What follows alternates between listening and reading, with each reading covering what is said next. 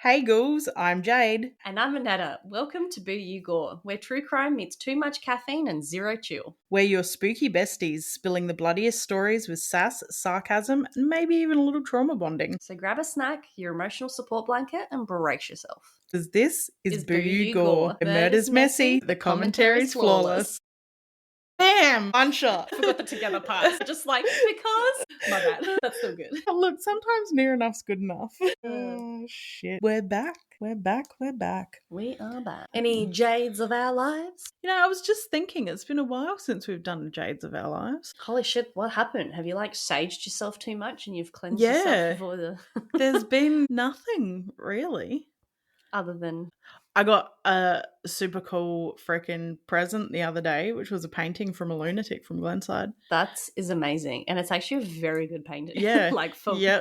It's, we'll have to share it on the Boo You Gore Instagram, but it is on my personal Instagram. It's freaking cool. Yeah. It's like the spooky and creepy and amazing. And the longer you look, the more you see. Yeah. And it's crazy because like one side is all animals and it's all like mother and baby animals, and then on the other side there's some little like cherubs, and then there's like some colonial Americans meeting with some indigenous, like it is just so in depth. That's like almost looks like they're doing the signing of the Declaration of Independence. So much like it's hard to explain this painting. You can tell it was painted by a crazy person. But it's freaking cool. The more you look, the more you see. Yeah. Not history, but like a piece of that. Yeah. And it's like it's damaged because it's been on the wall there for so long and it's got water damage and it's torn and it's just freaking sick. Yeah. I love it. I'm obsessed with it. Apparently it's been in a building and then a home and no one likes it. No one keeps it up. Strange things happen in the houses when they've got it within... Sorry, as soon as you said strange things happen, in my head I'm like... You were singing? Strange things happen when you're going round the twist. Sorry. I'm glad you were with me on that. It's funny because we have so many Americans who listen to us and they're just going to be like, fuck are you talking about? Crazy. It's a TV show about a family that lived in a lighthouse and strange things happen. And they went around the twist. Yep. But yeah, straight away within like minutes of having it in the shop, shit was falling off the walls. Yeah. That's interesting. That's definitely insane. What, like mere hour or so after explaining to one of your employees that weird shit's going to happen. Yeah.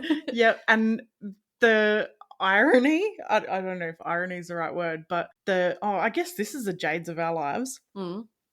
The case that I'm doing today, there's a girl in it called Sabine. Mm-hmm. The girl I got the painting from is called Sabine. Oh, and that's such a unique name. That's right? A stunning name. That's what I was going to say. It's not a name that you hear ever. Yeah. Like, that's a beautiful name. And like my friend Sabine is the only person I've ever met with that name. Wow. Wow. And now I've done this story and there's a Sabine in it. And I was like, okay. And of all the times, this always happens. Right. Like something, yeah. Right. We always seem to do a story and then you're like, yeah, like this happened and yep, such a coincidence. And now the more I'm thinking about this story, the more coincidences I'm thinking. And like connecting. Interesting. Well, I have no idea what you're going to tell me. Yeah. So I'm listening for the first time as well, guys. I've recently started listening to the Mr. Ballin podcast, and this was an episode that I heard him do the other day, and I was like, holy shit, how is this case not huge? Yeah. And how do people not know about this? And it was actually really, really hard to get information on it because there's nothing about it anywhere. So I re-listened to the Mr. Ballin episode and I listened to another podcast about it and it was pretty much all I could find. Yeah. So I've tried to go off of those two podcasts. So it's a very interesting... I guess I should stop saying how interesting it is and just tell you so you can find out for yourself. Yes, please. So this is the story of Frank and Harold... Wow. Frank and Harald Aleksander. So on December 22nd, 1970...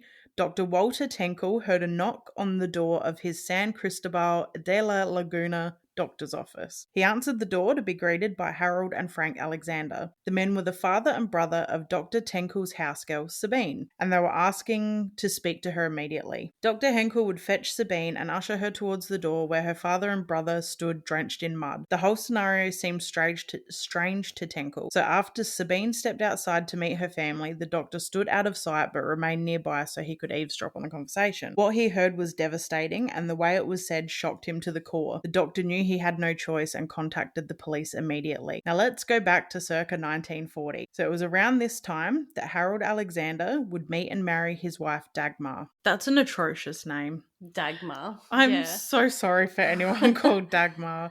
That poor girl. So both Harold and Dagmar came from middle-class German families. Did you hear that? I said German. It's not South Australian. Yeah.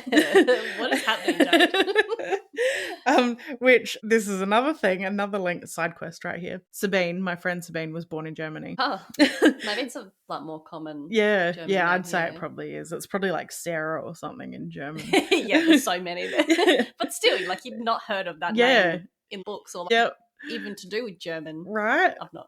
And then, now it's everywhere. So both Harold and Dagmar came from middle-class German families with strong religious beliefs. The Alexanders were raised Catholic and Dagmar was raised as part of the evangelism movement. So both families were said to be very devoted to their respective religious convictions. Around 1943, Alexanders moved to Hamburg, with Harold abandoning his job as a propane distribution salesman and choosing to become a bricklayer, as he believed this job to be a profession attributed to Jesus himself. Harold's sudden desire for change came after he received a message from the Archangel Gabriel himself. And you can't ignore a message from an archangel, right? So in Hamburg, Dagmar and Harold would search for a religion that would embrace both of their beliefs and their upbringings, choosing to become members of the Lorber Society, led at the time by George Reeler. I'm not sure if that's how it's said, but that's how it's going to be said. The Lorber Society was an esoteric Gnostic Christian faith. The Alexanders devoted themselves wholly to this faith, and as years passed and George became sick and ultimately died, he apparently named Harold as his successor. I say apparently because Harold seemed to be the only person that George ever said this to.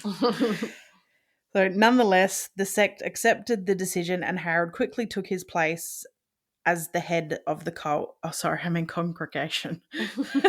Cult. All religion's a cult. I've got a scratch in my throat. So Harold would form his own interpretations of the prophecies and visions of the Lorber sect and would appoint himself as the chosen one, a prophet and a savior of humanity. He would suggest that the Lord would be reborn and would speak directly to him when this happened, so he could advise his people when Jesus returned. Wouldn't you know it, in 1954, this Messiah would be born, and he just so happened to be Harold and Dagmar's very own son. Now, how lucky is he he happened to birth the second coming of Jesus? Yeah, it happened to be him. So this son they would call Frank. The congregation would blindly believe his declaration, and Frank would be honoured as the second coming. He was an actual god. He wanted for nothing. He was cherished, obeyed, idolised, and this was the only life that the young boy knew. He could do absolutely no wrong. So with everything I read, the whole congregation basically raised him. And worshipped him. Yeah. So if he was a toddler, he would be carried. He would, be lifted over mud puddles. He would, if he had an itchy nose, girls in the congregation would run to scratch his nose. Wow. Like, he did nothing for himself, and it didn't matter what he did, it wasn't wrong. Yeah, he was always right. He was always... So when you think of how bad a spoiled brat child acts, this is tenfold of that. So as Frank grew, he knew he was in charge of everything and everyone, and whatever he would say would go. And as usual, this never ever results in a good person. Spare the rod and spoil the child and all. The Alexanders also had 3 daughters, one older than Frank and then twin girls younger than the Messiah. The girls knew they did not compare to their godlike brother. They knew their whole purpose in life was to live to serve Frank. Fuck that. At 16, Frank came to his father and discussed the fact that he was ready for a mate. Hormones were hormoning and Frank needed a release. So he asked Harold how he could pick the person that he could do this with. She had to be part of the faith, she had to be faithful, godly, and honourable. Harold agreed with his son and suggested that the only women that he knew who could fit the criteria were Dagmar and Frank's 3 sisters. I was about to say, please don't tell me. Oh my God. So there's 1,000 people in this congregation who, if they're part of it. You would think that they would all that he believes fit in the them criteria. and that Yep. So I'm sure out of those 1,000 people, someone would have had a daughter around the same age, or Mhm. hell, even if she was a bit older, even if she was 20 years old, I'm sure if they picked a 20-year-old and Well, I said, mean, he suggested his own wife. right? Like, I'm sure if they picked a 20-year-old girl and said, the Messiah has chosen you as his mate, Yeah. she would have Like, been flattered and jumped Yeah. at the opportunity. But no, your mum and your sisters. that's foul. It was at this point that Harold suggested this theory to Dagmar, and Dagmar herself was honoured to be the one to teach her son to be a lover. Wow. This shows you, though, how much, where am I trying to go? Like, brain, Yeah. I don't know, like how much they can twist things that you believe in it wholeheartedly. Yeah. Cult. Exactly. And that's what makes me so, like, I believe religion has its place and it is what it is. I myself am not religious in any way, shape, or form, but there's a difference between a religion and a cult. And I don't believe for a second this was a religion. This was Not at all. absolutely a cult, Mhm. because no religion is going to say, most religions believe no sex before marriage. So this isn't a So it's not like they've said incestual- it. They haven't said, well, then you must marry someone. If you think you're ready to have sex, you've got to marry someone. They're like, you know what? Just go fuck your mum. Yeah. It's all right. She That's goes, all normal. right. She gave me 4 kids. Oh, yeah. So this was followed very shortly by Frank beginning physical relationships with his very own sisters. All 4 Alexander girls took their roles in these relationships seriously, to the point that jealousy between the sisters would become an issue, and ultimately the undoing of this abhorrent abuse. Petra, who was Sabine's twin sister, was so unaware that what was happening was abuse that she openly spoke to friends at school about how she didn't know why her brother favoured sex with her mum and sisters over her. She asked her friends for advice on how to be more appealing to him, perhaps in the same way a girl would ask how to get the cute guy to notice her. Imagine having that conversation. Right? Imagine your friend coming to you and being like, hey, I'm just casually fucking my family members. Yeah. Yeah. I'm really upset because, like, I'm a twin and my brother wants to fuck my twin more than he wants to fuck me. Like, that is, yeah, to just even yeah. But how far gone were these kids that they thought that that was normal? But Like, surely that, like, you'd think that he would know as the dad that that wasn't normal. you would And think that so. he'd, I don't know, whether not send them to a school or Yeah. tell them, don't say anything about what happens here or Yeah. something like that. Like, Kind of, you would be think more... there would be some sort of coaxing of the what happens here stays here. Yeah, that sort of thing. Like, we what- can't let anyone know that the Yeah, Messiah it's is too magical and precious Yeah. to us to let people know what we do here. Yep. That sort of thing. Yeah. But it was just, they just thought it was normal. That was just what Yeah. you did. Normal So, enough to gossip with your friends about it. yeah. Yep. Those Yeah. poor kids. So Petra's friends would tell their parents, and word spread quickly of the heinous things happening inside the Alexanders' home. The parents spoke to teachers, and teachers contacted the authorities. The word would spread quickly through the congregation and got back to Harold, who managed to pack up his family, and with the funds left to Dagmar by her mother, the family fled to Tenerife in the Canary Islands before authorities could ever get hold of them. So, somewhere no one knew who they were free to start life again. The Messiah was free to continue his incestuous raping of his mother and sisters. No one would know exactly what went on behind the closed doors of number 37 Jesus de Nazarene Street, Santa Cruz, Tenerife. They literally got a house on a street called Jesus of Nazareth Street. That's wild. What are the odds of that? Right? So the secrets of the family would stay secrets until December 22nd, 1970. Harold and Dagmar had retired to their room for an afternoon nap. Marina, 17, Frank, 16, and Petra, 15, were all entertaining themselves while the parents napped. At some point, Frank heard noises from upstairs and had noticed his parents were awake. He entered their room and sat on the end of their bed. Dagmar looked towards her son, apparently with a demonic smirk on her face. This look alone sparked the tragic events of the afternoon. Frank got off the bed, walked to the wardrobe, grabbing a wooden coat hanger, and walked back to the bed where his mother laid. He declared the killing hour was upon them. Hearing this, Harold leapt out of the bed and excitedly jumped onto the family's organ organ and began playing music and reciting psalms, while his son took the coat hanger and used it to beat his mother to death. He jumped out of bed all jolly. Yep, and started playing this organ. And I can't picture, in my head, he's not there solemnly playing like dum dum, like something sad. He's like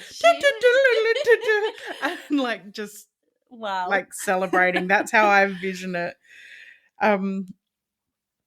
As women were evil and demonic creatures, the only way they could ever reach heaven was to be sacrificed in God's name during the killing hour. Dagmar was honored that the killing hour was upon her. So she just kind of let him kill her. Yep. So knowing that this was her time to actually reach heaven, she rolled onto her stomach and did not fight back or resist the blow after blow laid upon her by her son. This was her ticket to heaven and she welcomed it. Once Dagmar had succumbed to her injuries, Harald would join his son in the sacrifice. The two cut off Dagmar's breasts and genitals. They removed her heart, wrapped it in string, and hung it from the wall in the bedroom she slept so peacefully in only minutes beforehand. What the fudge? Right?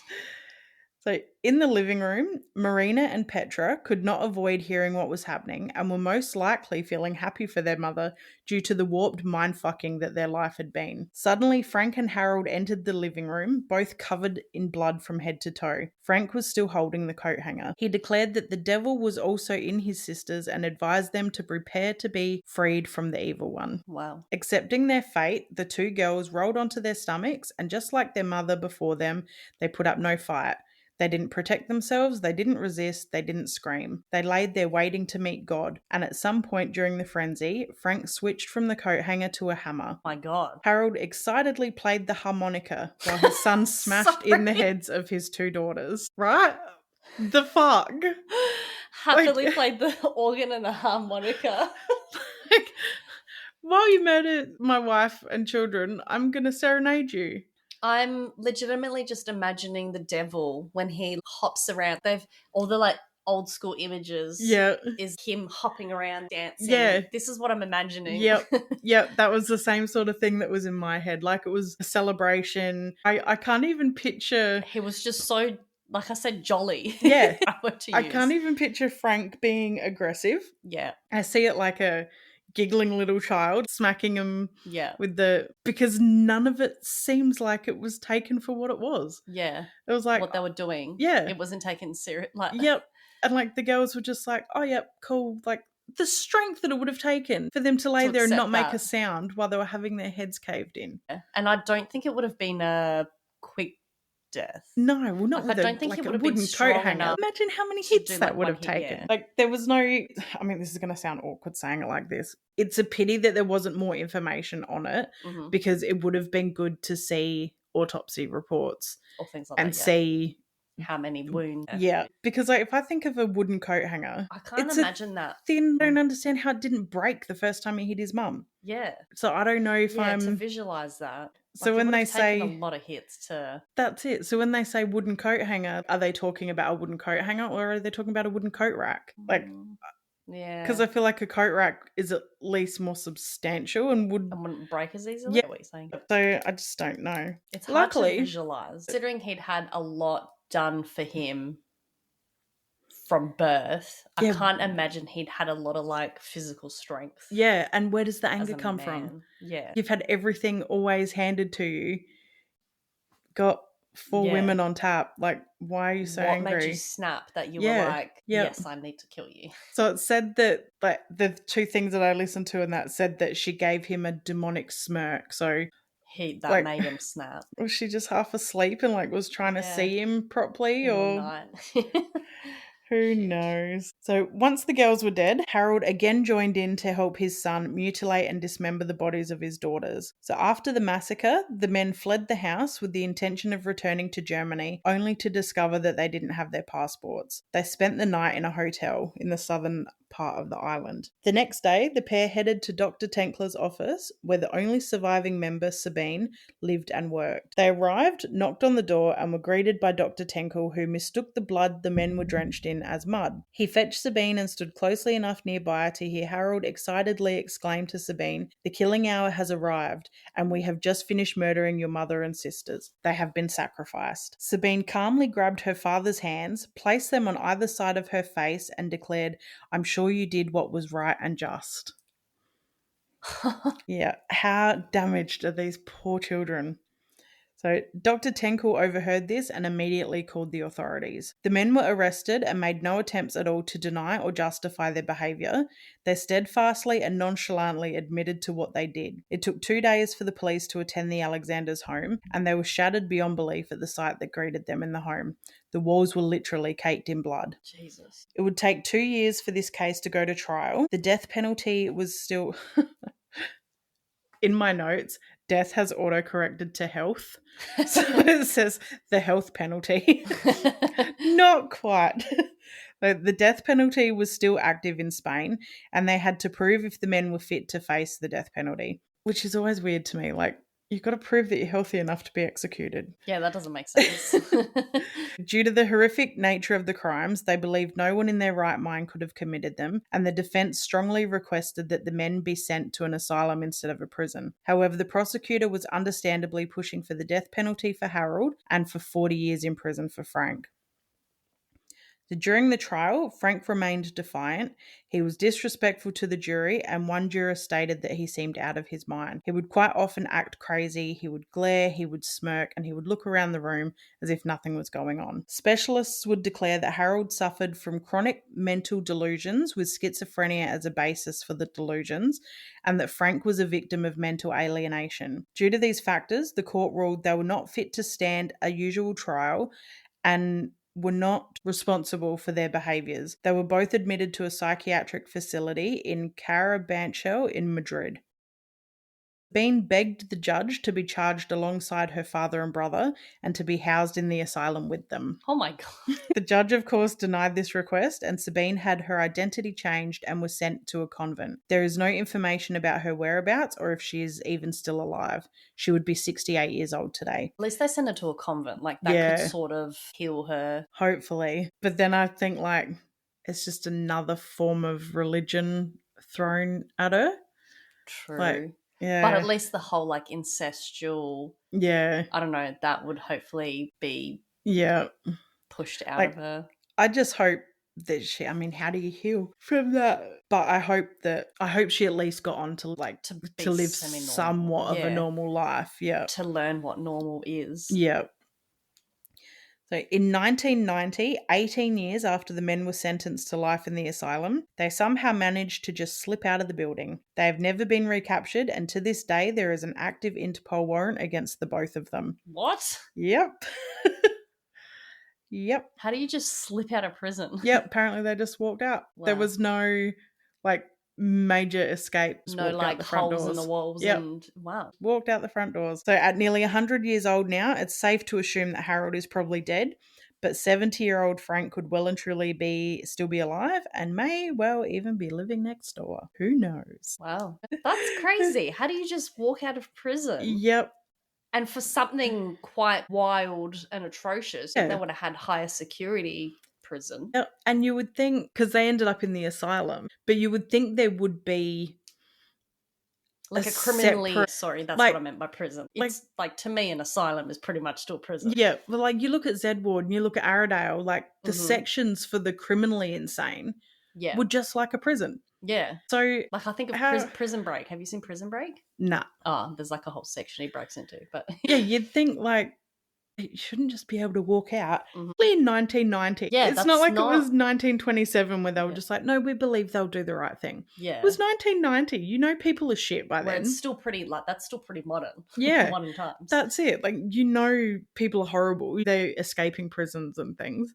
Like, you don't put more effort into keeping... Yeah.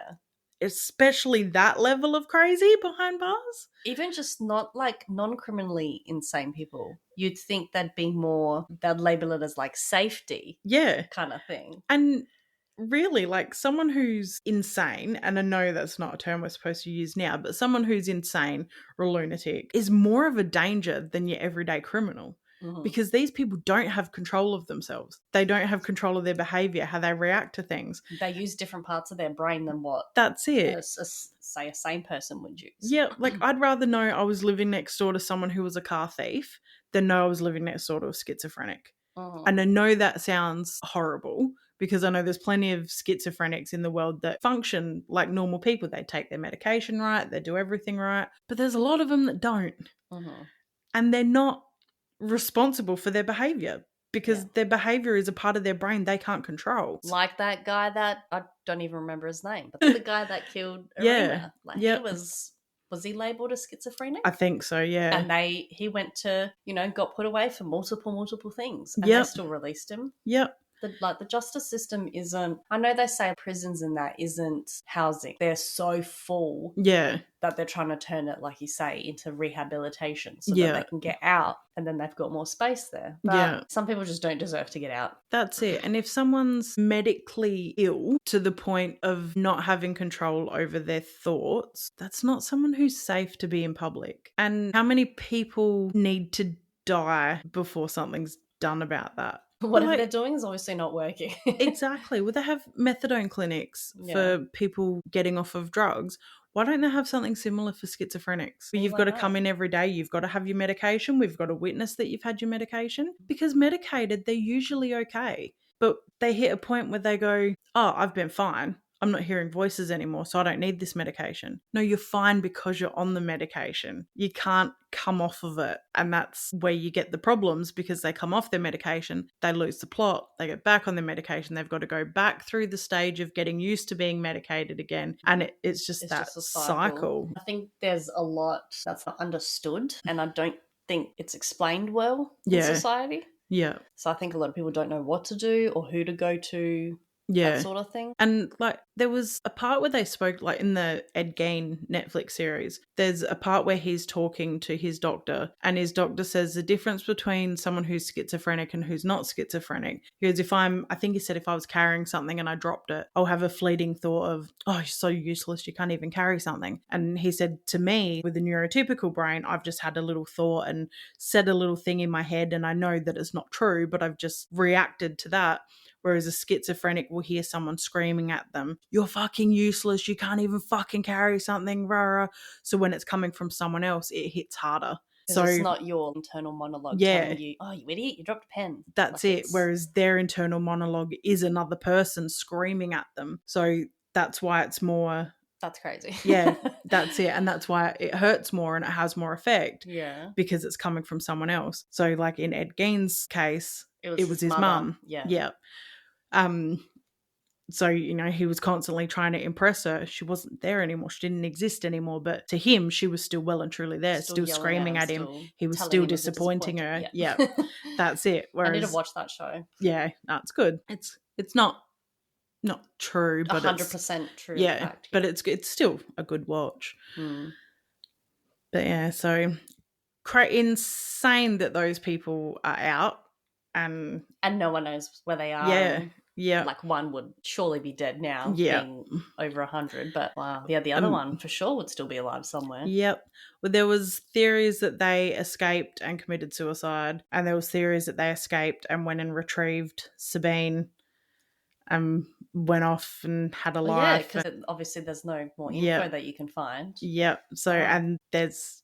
so many theories of it. I think if they had escaped and killed themselves, they would have been found. Yes. And I would think just because the world doesn't know who Sabine is, police officers do. Someone somewhere knows her new identity. So they would have been able to check in on her when these people escaped, especially if it's an Interpol case. And they wouldn't have had those connections to be able to find her. It's not like they had connections in the police force that would, be able to tell them where this... There wasn't Facebook. They couldn't just jump online and find her. Trace her through a picture or something. Yeah. Because she could have been anywhere in the world by then. That was 18 years. She could have been living in Australia. She could have been in America. She could have gone back to Germany. Nothing said she was still in Spain. I guess they obviously have gone off, had different identities and lived their life out with other people. Otherwise they would have been found and it would have been a bigger story. Prisoners escaped, captured. Yep.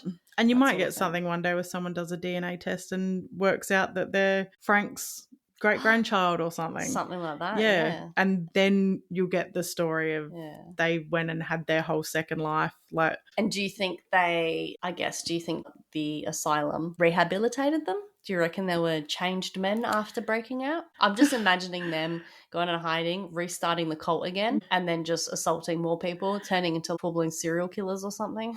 And that's the thing, that maybe they did see the error of their ways and came out and lived normal lives. And that's why they were never found, because they didn't do anything else. Or maybe they had assumed identities and went out and were still pieces of shit and got locked up again and died in prison in America. As different identities, yeah. That's it. Never know. You know, they could have gone on and lived their life, and Frank Alexander might have been Ted Bundy. You don't know the identity of them. And there wasn't DNA and stuff as such back then. They wouldn't have taken DNA at the crime scene because it was open and shut.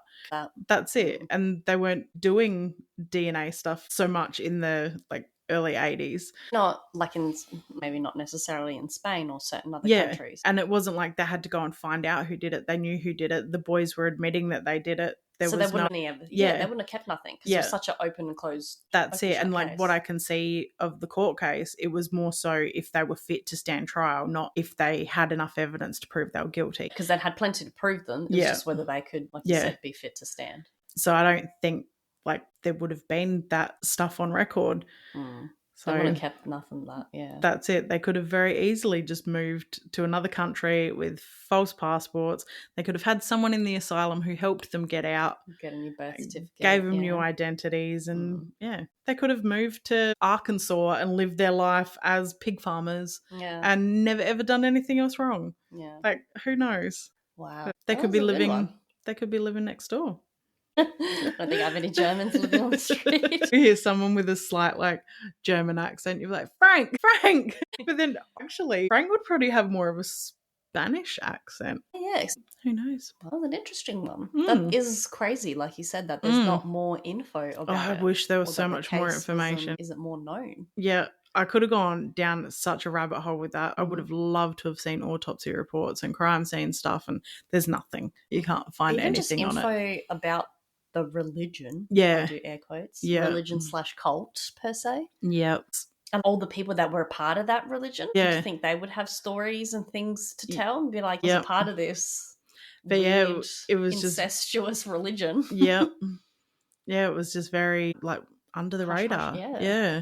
That's odd. Which, it's a triple murder. It's a sacrificial triple murder. It's such a unique case that you'd think it would have been had more traction. In a time where satanic panic was on a massive rise, late 80s, late 70s to early 80s, that I guess fits things everything. Yeah. And so I guess things like West Memphis 3 kind of. Yeah. And I guess too, going from Limburg to some little place in Spain, it wasn't big news. If that had happened in America, we would have heard about it. Like I said, that would have been the whole satanic panic with the West Memphis 3, and there was a few other cases during that period that were heavy in America. So you just want to hope that Frank Alexander's not your neighbour. Yes, that's if you've got a Germanic Spanish neighbour. Do some digging. Yeah. Absolutely, especially if he has an organ or a harmonica. And check on his family members. His daughters are not safe. If you hear that playing, you know shit's going down. Oh, goodness. Well, you know what to do. Hit all the likes and the follows. We're now also on YouTube. Exciting piece of news. Every episode will be going up there after it's posted straight onto our host site. And then you can listen to us everywhere. Yes, that's a bit exciting. This isn't going to be that exciting for you, but we've almost hit 1,000 listeners. Yes. And by the time this episode comes out, because we're actually being organised and getting one up our sleeve, we should be at 1,000. Yes. Fingers crossed. I was just saying, I just want to reach 1,000 within that first year. That's our first birthday on the 31st of October. It's exciting. I love Halloween. Yay. So our birthday is always on Halloween. Yes. Love that we did that. Right. But yes, definitely hit all the bells, hit all the likes. Yep. Give us a follow, and we'll see you on the next one. Bye. Bye.